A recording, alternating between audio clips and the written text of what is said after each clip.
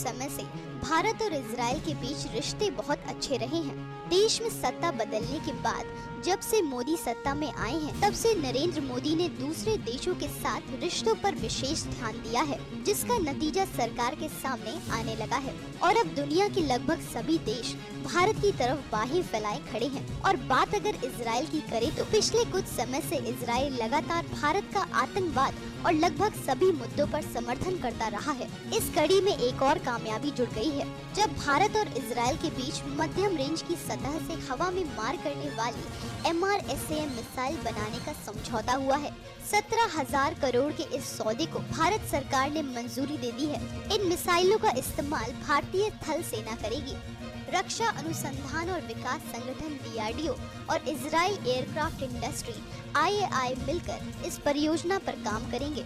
शुक्रवार को रक्षा मंत्रालय के अधिकारियों ने जानकारी दी कि प्रधानमंत्री नरेंद्र मोदी की अध्यक्षता में सुरक्षा संबंधी कैबिनेट कमेटी की एक बैठक में इस मिसाइल सौदे की मंजूरी दी गई। भारत अपने रक्षा संबंधों को इजराइल के साथ तेजी से बढ़ाता जा रहा है।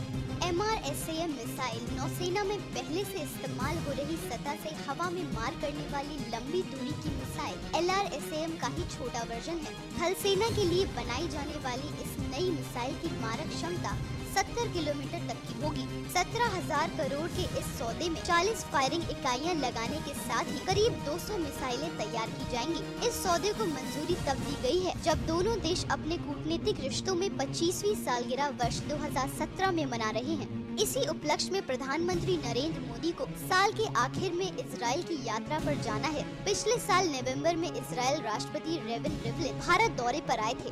तब दोनों देशों ने रक्षा साझेदारी को और बढ़ाने का फैसला किया था। सैन्य साजो सामान के लिए इजराइल का भारत सबसे बड़ा खरीदार है। कुछ साल से इजराइल भारत को विभिन्न प्रकार की शस्त्र प्रणालियां, मिसाइलों और मानव रहित विमानों की भी आपूर्ति करता रहा है।